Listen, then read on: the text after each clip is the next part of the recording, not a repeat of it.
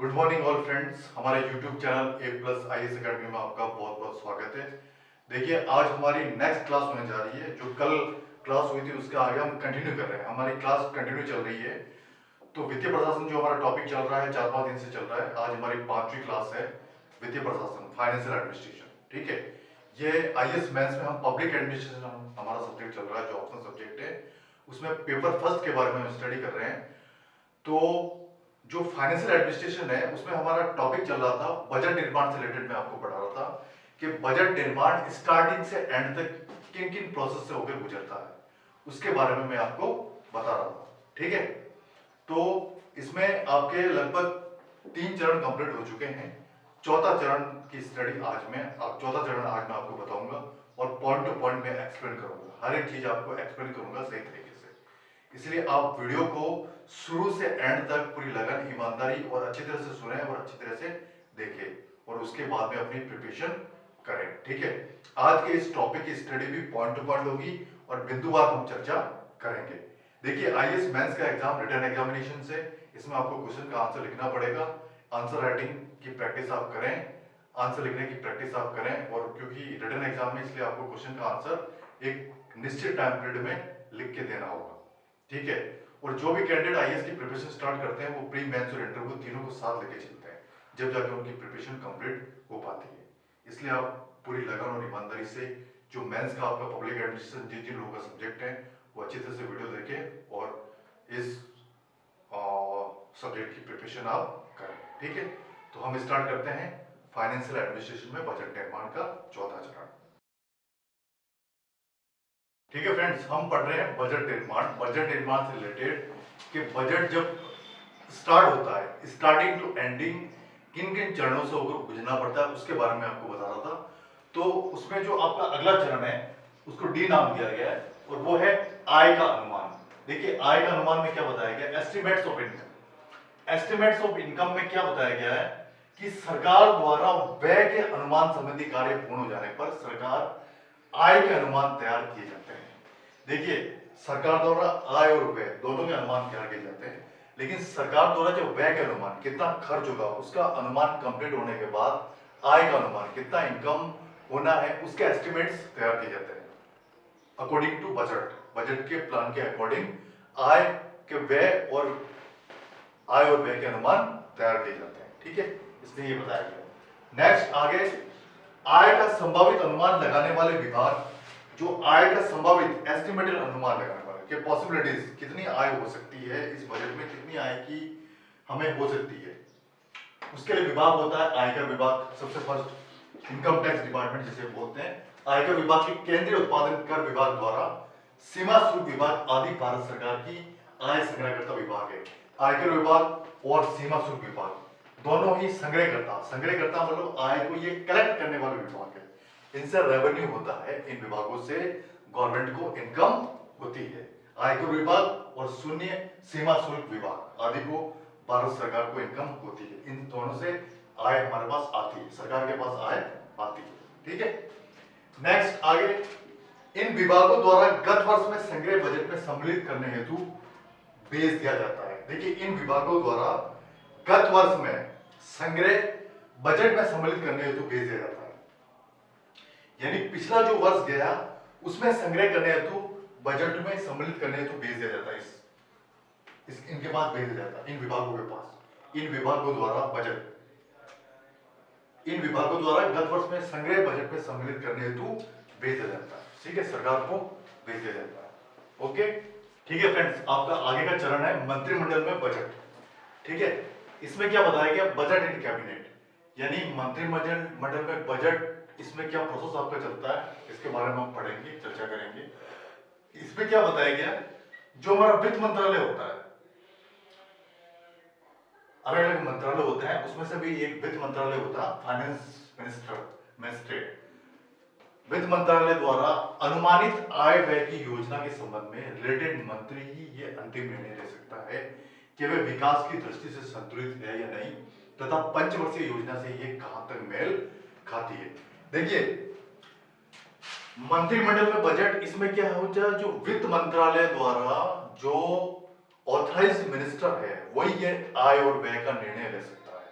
कितनी इनकम हो रही है, कितना हमारा एस्टिमेटेड बजट होगा, कितना हमारा खर्चा होगा, ये सारा निर्णय वित्त मंत्रालय का एक रेपुटेटेड या ऑथराइज मिनिस्टर, जिसको वित्त मंत्री कहते हैं, वही निर्णय ले सकता है। और वो पंचवर्षीय योजना से कहां तक मेल खाती है? देखिए, पंचवर्षीय योजना, इसमें एक वर्ड आया है, पंचवर्षीय योजना सरकार की योजना होती है जो 5 वर्ष के लिए निर्धारित करती है। 5 वर्ष में ये काम होना है सरकार का, ये पहले से ही निर्धारित करती है। अभी वर्तमान में 14वीं पंचवर्षीय योजना चल रही है, जिसका कार्यकाल है 2021 से लेकर 2025 तक। यानी 2025 तक, ये हमारा 2025 चल रहा है, लेकिन 2025 तक ये पंचवर्षीय योजना है, ये 14वीं पंचवर्षीय योजना चल रही है। ठीक है, नेक्स्ट आगे, मंत्रिपरिषद बजट के विभिन्न पहलुओं पर विस्तार से विवाद करती है। जो मंत्रिपरिषद होती है, मंत्रिमंडल के अंदर मंत्रिपरिषद होती है, वो बजट के विभिन्न पहलुओं पर वाद विवाद करती है। मंत्रिपरिषद में विभिन्न मिनिस्टर होते हैं, वो बजट निर्माण से पहले वाद विवाद यानी उनका पक्ष विपक्ष चलता रहता है। हर पहलू को, हर टॉपिक को वो लेते हैं, हर टॉपिक पर उनका वाद विवाद डिस्कशन होता रहता है। उसके बाद में वो लोग बजट को फाइनल करते हैं। ठीक है, नेक्स्ट आगे, विभिन्न मतभेदों को सुलझाने के पश्चात मंत्रिमंडल इसे स्वीकृति देता है। सारे मतभेद बजट से रिलेटेड सुलझने के बाद मंत्रिमंडल बजट को स्वीकृति देता है कि अब ये बजट पारित हो जाना चाहिए। जो भी मतभेद है, जो भी डाउट है, सारे क्लियर होने के बाद में मंत्रिमंडल परमिशन देता है कि अब ये बजट पारित हो जाना चाहिए, पेश हो जाना चाहिए। ठीक है, नेक्स्ट आगे, जिसके बाद उसे व्यवस्थापक का मतलब होता है विधायिका, विधेयक निर्माण, लॉ फॉर्मेशन, विधायिका के सम्मुख पेश किया जाता है। बजट को विधायिका के सम्मुख पेश किया जाता है। इस प्रकार भारत में जो कार्यपालिका द्वारा बजट तैयार किया जाता है, कार्यपालिका में सारे मिनिस्टर्स, सारे ब्यूरोक्रेट्स मिलकर बजट को तैयार करते हैं। भारत में कार्यपालिका द्वारा बजट तैयार किया जाता है, ये पहले मैं आपको बता चुका हूं। ठीक है, नेक्स्ट आगे इसमें है, ये तो आपके बजट से संबंधित फर्स्ट टू एंड तक बजट निर्माण का जो प्रोसेस है उसके बारे में सारे चरण आपके कंप्लीट हो गए हैं। अब एक न्यू टॉपिक आया है, संसद में बजट, यानी बजट इन पार्लियामेंट। इसमें क्या बताया गया, संसद में बजट, इससे क्या तात्पर्य है? बजट को अंतिम रूप प्रदान करने वाली शक्तियां संसद के पास होती है। यानी बजट को जब कार्यपालिका तैयार कर लेती है तो अंतिम रूप प्रदान करती है संसद। बजट को अंतिम रूप प्रदान करने की जो शक्तियां हैं वो हमारे संसद के पास होती है, भारतीय संसद। हमारी संसद नई दिल्ली में स्थापित है, जिसमें संसद लोकसभा, राज्यसभा और राष्ट्रपति से मिलकर बनी होती है। ये मैं पहले ही आपको बता चुका हूं। ठीक है, नेक्स्ट इसमें क्या बताया गया है कि भारतीय संविधान की धारा 265 में ये स्पष्ट किया गया है कि बिना संसद की स्वीकृति के कोई धन खर्च नहीं किया जा सकता।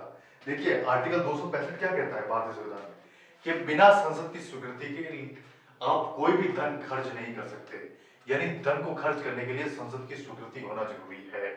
ठीक है, बजट तो आपने पारित कर दिया, लेकिन उसमें बिना संसद की स्वीकृति के आप धन खर्च नहीं कर सकते। संसद जब परमिशन देगा तभी आप उस धन को व्यय कर सकते हैं, खर्च कर सकते हैं। ठीक है, देखिए फ्रेंड्स, आगे मैं 265 धारा को आपको बता चुका हूं। उसी तरह से धारा 266 है संसद की। भारतीय संविधान की जो धारा 266 है उसके अकॉर्डिंग क्या है कि कोई भी नया कर संसद की स्वीकृति के पश्चात ही लगाया जा सकता है। 266 धारा क्या कहती है कि कोई भी नया टैक्स आपको लगाना है तो आप संसद की स्वीकृति के बिना नहीं लगा सकते। संसद की स्वीकृति आपकी होगी तो ही आप नया टैक्स लगा सकते हैं, अकॉर्डिंग टू धारा 266। ठीक है, अब देखिए आगे क्या बताया गया है। संसद में बजट को निम्न अवस्थाओं से होकर गुजरना पड़ता है। संसद में जब बजट पेश करते हैं तो संसद में बजट को किन अवस्थाओं से होकर गुजरना पड़ता है उसकी हम स्टेप बाय स्टेप चर्चा करेंगे। तो इसमें जो सबसे पहला स्टेप है आपका वो है प्रस्तुतिकरण, प्रेजेंटेशन। अब देखिए प्रेजेंटेशन में क्या होता है, संसद में बजट वित्त मंत्री फरवरी माह के अंतिम दिन लोकसभा में प्रस्तुत करता है। संसद में जो बजट है वो भारत का वित्त मंत्री, केंद्र सरकार का वित्त मंत्री फरवरी माह के अंतिम सप्ताह में लोकसभा में प्रस्तुत करता है। हाल ही में हमारी जो केंद्रीय मंत्री है निर्मला सीतारमण ने सन 2025 का बजट संसद में पेश किया था। और स्टेट में हमारा जो बजट है, हमारी स्टेट की डिप्टी सीएम श्रीमती दिया कुमारी ने विधानसभा में बजट पेश किया था।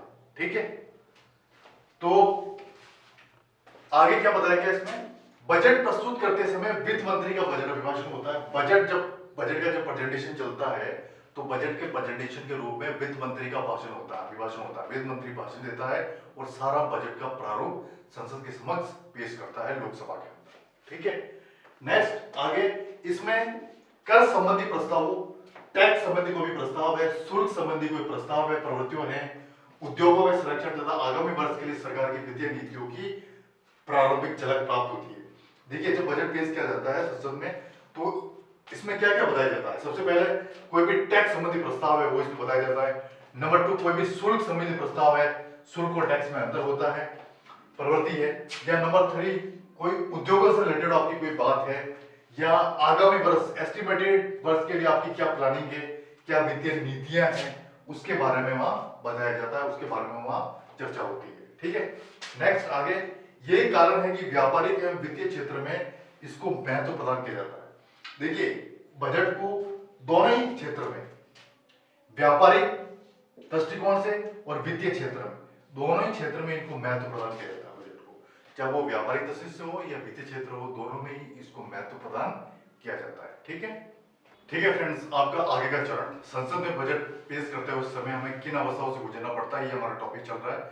उसमें जो सबसे आगे की स्टेज है आपकी सेकंड स्टेज, वो क्या है, सामान्य वाद विवाद, जनरल डिबेट।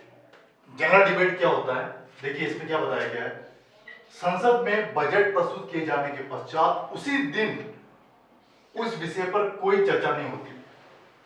देखिए सबसे इंपॉर्टेंट बात, संसद में जब बजट पेश करने के बाद में उसी दिन उस विषय पर कोई चर्चा नहीं होती। ठीक है, उस दिन उस विषय पर कोई चर्चा नहीं होती, ये फैक्ट रूल है आपका डिबेट के अंदर। ठीक है, आगे क्या बताया गया, इसके लिए लोकसभा का अध्यक्ष सामान्य चर्चा की तारीख निर्धारित कर देता है। देखिए इस पोजीशन के लिए जो लोकसभा का अध्यक्ष होता है वो सामान्य चर्चा की तारीख फिक्स करता है पहले, उसके बाद में उस तारीख के दिन वो चर्चा होती है। वर्तमान में हमारे लोकसभा अध्यक्ष श्री ओम बिरला जी, ठीक है, जो हमारी भारतीय लोकसभा के अध्यक्ष है। ठीक है, नेक्स्ट आगे सामान्यतः ये तारीख लगभग एक सप्ताह बाद की होती है। ये जो तारीख डिसाइड की जाती है लोकसभा अध्यक्ष के द्वारा, ये तारीख लगभग 1 महीने बाद की होती है। ठीक है, ये नहीं होती, एक सप्ताह बाद की तारीख होती है, 1 महीने बाद की तारीख नहीं, 1 सप्ताह बाद की तारीख होती है। और आगे इसमें ये बताया गया है उसी दिन सदन में सामान्य वाद विवाद प्रारंभ होता है, जो प्राय 3-4 दिन तक चलता है। यानी जिस दिन ये तारीख तय की जाती है उसी दिन सदन में जनरल डिबेट प्रारंभ होता है, जो 3-4 दिन तक चलता रहता है। बजट से रिलेटेड जनरल डिबेट चालू होता है, जो 3-4 दिन तक सदन में चलता रहता है, लोकसभा के अंदर चलता रहता है, जिसमें सभी सांसद, सभी मिनिस्टर्स जो बैठते हैं और फिर लोकसभा अध्यक्ष भी वो बैठता है, और जो वित्त मंत्री जो बजट पेश करते हैं सभी लोग मौजूद रहते हैं। ठीक है, वाद विवाद के स्तर पर कोई प्रस्ताव नहीं किया जाता, न ही मतदान पर बल दिया जाता है। देखिए वाद विवाद ऐसा होता है जिसमें कोई भी प्रस्ताव पास नहीं किया जाता, ना ही मतदान पर बल दिया जाता है, जनरल डिबेट होता है। किसी भी टॉपिक पर बजट पेश करते समय जो बजट से रिलेटेड कोई टॉपिक है उस पर जनरल डिबेट वहां पर संसद में होता है। ठीक है, देखिए फ्रेंड्स, आपका आगे का स्टेप, थर्ड नंबर स्टेप, देखिए थर्ड नंबर स्टेप क्या है, मांगों पर मतदान।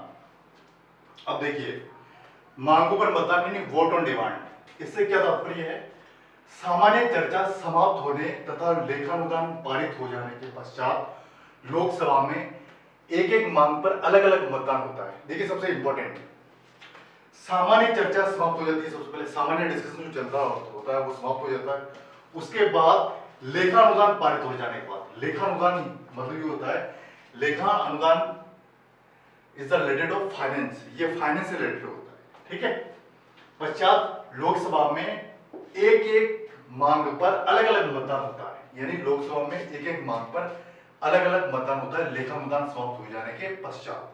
ठीक है, मांगों पर मतदान में ये बताया गया है। ठीक है, नेक्स्ट आगे अनुदान मांग मंत्रालयों के क्रम से प्रस्तुत की जाती है। जो अनुदान मांग होती है, जो अलग अलग मंत्रालय होते हैं उनके क्रमवार अनुसार यह प्रस्तुत की जाती है। ठीक है, तथा इसको एक प्रस्ताव के रूप में प्रस्तुत किया जाता है, क्रमवार प्रस्तुत की जाती है तथा एक प्रस्ताव के रूप में प्रस्तुत की जाती है, एक प्रस्ताव रखा जाता है। ठीक है, नेक्स्ट आगे अनुदान की मांग केवल राष्ट्रपति की सिफारिश पर की जाती है। सबसे इंपॉर्टेंट रूल, अनुदान की जो मांग है वो राष्ट्रपति की सिफारिश पर की जाती है। अनुदान की मांग केवल राष्ट्रपति की सिफारिश पर ही की जाती है। ये फैक्ट रूल है बजट पेश करते समय। ठीक है, नेक्स्ट आगे, संसद के सदस्यों को बजट में प्रस्तावित मदों में वृद्धि करने का अधिकार नहीं है।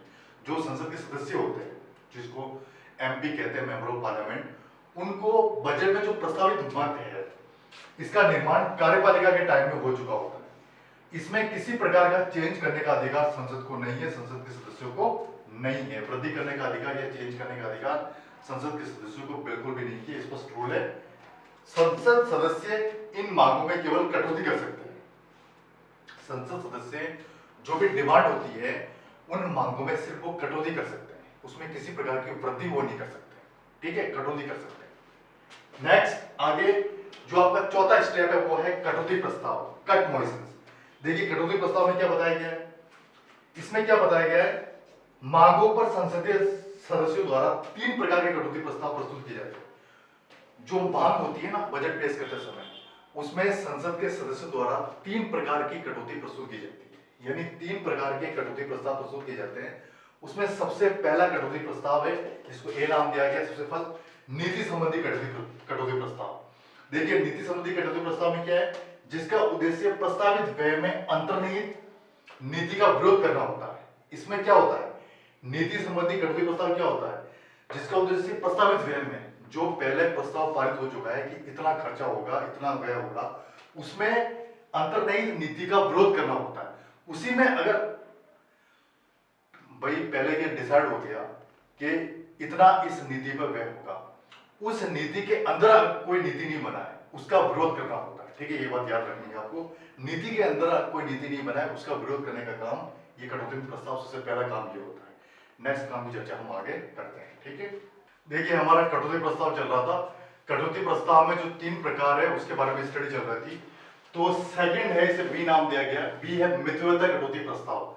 देखिए मितव्ययता कटौती प्रस्ताव, इसमें क्या बताया गया, जो किसी मांग में से धनराशि कम करने के उद्देश्य से प्रस्तुत किया जाता है। ये जो मितव्ययता प्रस्ताव है, मितव्ययता कटौती प्रस्ताव संसद में क्यों प्रस्तुत किया जाता है, किसी भी मांग से, कोई भी आपकी डिमांड है, उसमें से जो धनराशि कम करने के उद्देश्य से प्रस्तुत किया जाता है। जो भी आपकी मांग है, डिमांड है कि इतनी डिमांड है, उसमें से उस राशि को कम करने के लिए यह प्रस्ताव संसद में प्रस्तुत किया जाता है। ठीक है, नेक्स्ट आगे सी है, तीसरा है प्रति कटौती प्रस्ताव। देखिए प्रति कटौती प्रस्ताव, इसमें क्या बताया गया है, जो उस विशिष्ट शिकायत को प्रकट करने हेतु प्रस्तुत किया जाता है, जो कि भारत सरकार के उत्तरदायित्व की परिधि के अंतर्गत आती है। देखिए संसद का जब बजट पेश करते हैं समय, अगर कोई कंप्लेन आती है, शिकायत आती है, उस विशेष शिकायत को स्पेशल कंप्लेन है, तो उसको प्रकट करने हेतु ये प्रस्ताव संसद में पेश किया जाता है, जिसको प्रति कटौती प्रस्ताव कहते हैं। और इसमें ये वो प्रस्ताव होता है जो भारत सरकार की जो जिम्मेदारी होती है उसके परिधि के अंतर्गत आता है। जो भारत सरकार की जिम्मेदारी की जो दायरा है, उसके परिधि के अंतर्गत, उस ड्यूरेशन के, उस परिधि यानी उस परिमाप के अंतर्गत जो आती है शिकायत, उसी से रिलेटेड ये प्रस्ताव संसद में पेश किया जाता है। ठीक है, नेक्स्ट आगे आपकी अगला स्टेप है 5वां, वो है विनियोजन विधेयक, एप्रोप्रिएशन बिल। अब देखिए विनियोजन विधेयक क्या होता है, इसके बारे में आपको थोड़ा बता देता हूं। विनियोजन विधेयक वो होता है जो भारत सरकार की संचित निधि से रकम निकालना, यानी भारत सरकार को संचित निधि से जो धन निकालने की शक्ति है, वो विनियोजन विधेयक देता है। ठीक है, ये बात आपको याद रखनी है। अब इसमें क्या बताया गया, मांगों पर मत दान के पश्चात पूर्तियों पर मतदान का अंतिम चरण विनियोजन विधेयक का अनुमोदन है। ठीक है, मांगों पर मतदान के पश्चात, यानी कोई भी आपकी डिमांड है, जो डिमांड हो गई, फिर उसका मतदान हो गया, मतदान की पूर्तियों के पश्चात मतदान का जो अंतिम चरण है वो विनियोजन विधेयक का अनुमोदन है। ठीक है, ये सदन द्वारा पारित मांगों को कानूनी रूप प्रदान करता है। विनियोजन विधेयक क्या करता है, सदन द्वारा जो पारित कानून है उसको कानूनी रूप प्रदान करता है, कानून का रूप प्रदान करता है इस विधेयक को। और आगे एवं उन कार्यों के लिए भारत सरकार की जो संचित निधि है, निधि का मतलब यह है खजाना, में पहले आपको बता चुका हूं, निधि का मतलब खजाना, संचित निधि यानी भारत सरकार का जो खजाना है, उसमें से रकम धन निकालने का अधिकार प्रदान करता है। ठीक है, ये विधेयक क्या करता है, भारत सरकार की संचित निधि से धन निकालने का अधिकार आपको प्रदान करता है। ये बात मैं आपको पहले ही बता चुका हूँ। ठीक है, ठीक है फ्रेंड्स, हमारी चर्चा विनियोजन विधेयक के ऊपर चल रही थी। इसमें आगे क्या बताया गया है, इसे पारित करते समय पूर्व निर्धारित अनुदानों या संचित निधि के प्रस्तावों में किसी प्रकार का संशोधन नहीं कर सकते हैं। देखिए, विनियोजन विधि का मतलब ये होता है संसद की जो संचित निधि से धन निकालने की शक्तियां इस विधेयक के तहत होती है। तो इसमें क्या बताया गया है, इसे पारित करते समय, जब विनियोजन विधेयक को संसद में पारित करते समय जो पहले से निर्धारित अनुदान है या संचित निधि की जो प्रस्ताव है उसमें किसी प्रकार का संशोधन आप नहीं कर सकते, किसी प्रकार का चेंज आप इसमें नहीं कर सकते, ये स्पष्ट रूल है। नेक्स्ट, आगे आपका नेक्स्ट स्टेप है, छठा स्टेप है, वो है वित्त विधेयक, फाइनेंस बिल। अब देखिए फाइनेंस बिल क्या होता है उसके बारे में हम चर्चा करते हैं कि फाइनेंस बिल किसको कहते हैं और ये होता क्या है। ठीक है, अब इसमें व्यय के संबंध में, व्यय यानी खर्चे के संबंध में संसद की स्वीकृति के पश्चात व्यय की पूर्ति के लिए धन की व्यवस्था करने हेतु कर लगाए जाते हैं। देखिए सबसे इंपॉर्टेंट बात, व्यय के संबंध में कि इतना व्यय होना है, संसद की स्वीकृति जब मिल जाती है व्यय की पूर्ति करने के लिए, जितने हमारा खर्चा होना है उन खर्चों की पूर्ति करने के लिए जो धन की व्यवस्था करने हेतु जो टैक्स लगाया जाता है, ठीक है, टैक्स लगाए जाते हैं, तो इन टैक्स से रिलेटेड सुझाव लोकसभा में वित्त विधेयक के रूप में प्रस्तुत किए जाते हैं। जो टैक्स लगाया जाता है ना उससे रिलेटेड जो सुझाव है वो लोकसभा में प्रस्तुत किए जाते हैं।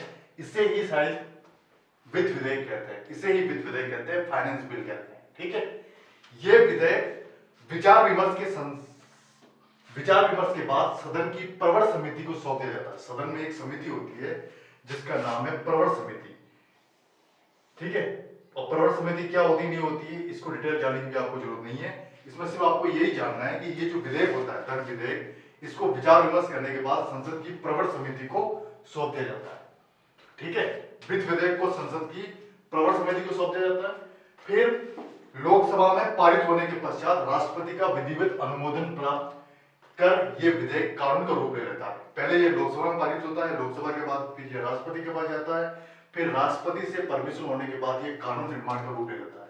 यानी राष्ट्रपति से किसी भी विधेयक को परमिशन मिलने के बाद वो कानून बन जाता है। ठीक है, ये बात आपको याद रखनी है और स्पष्ट रूल है।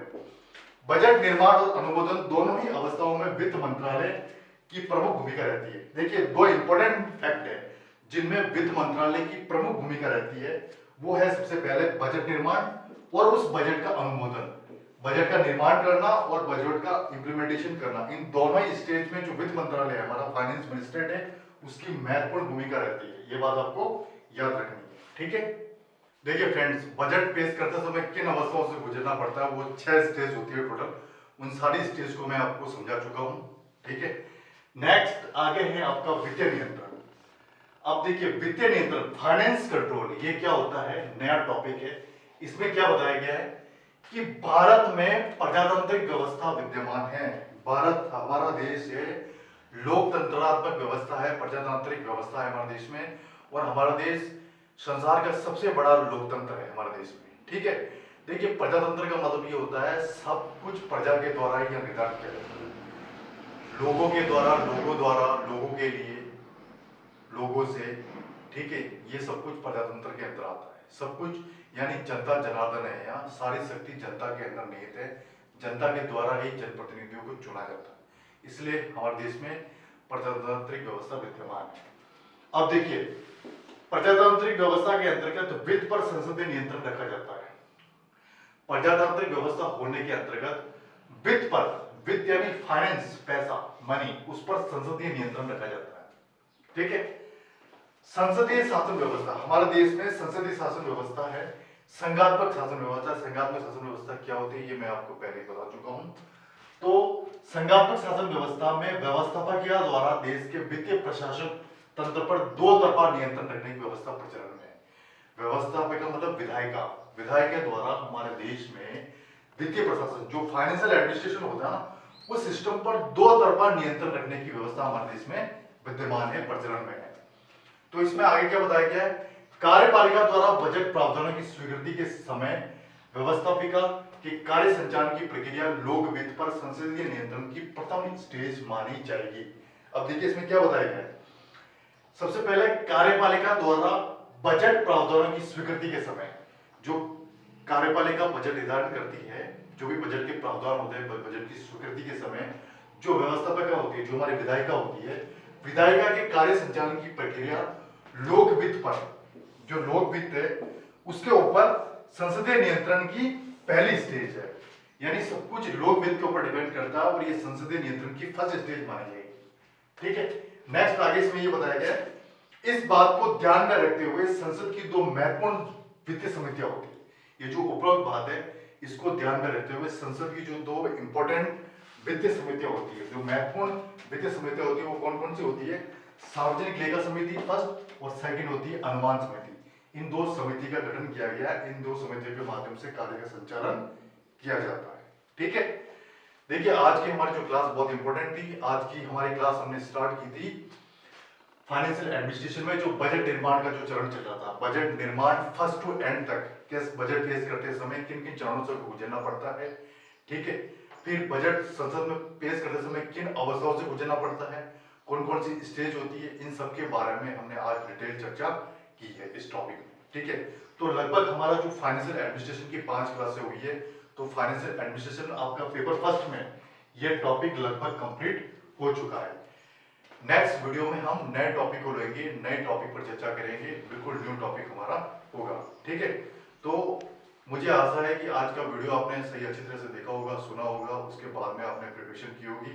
ठीक है, अगर आपको वीडियो पसंद आए तो लाइक सब्सक्राइब शेयर करें, और कोई क्वेश्चन है तो आपका कमेंट बॉक्स में जाके क्वेश्चन करें, आपके हर क्वेश्चन का आंसर बिल्कुल सही तरीके से दिया जाएगा। ठीक है, ये हमारी पब्लिक एडमिनिस्ट्रेशन जो ऑप्शनल सब्जेक्ट है उसकी क्लास चल रही है, उसमें आपका पेपर फर्स्ट चल रहा है। दो पेपर जो होते हैं ऑप्शन में, ऑप्शनल दो पेपर होते हैं जो आईएएस मेंस में, पेपर फर्स्ट और सेकंड। पब्लिक एडमिनिस्ट्रेशन में उसमें पेपर फर्स्ट चल रहा है और फाइनेंशियल एडमिनिस्ट्रेशन आपका टॉपिक लगभग कंप्लीट हो चुका है। ठीक है, तो हम नए टॉपिक के साथ फिर मिलेंगे, तब तक ओके।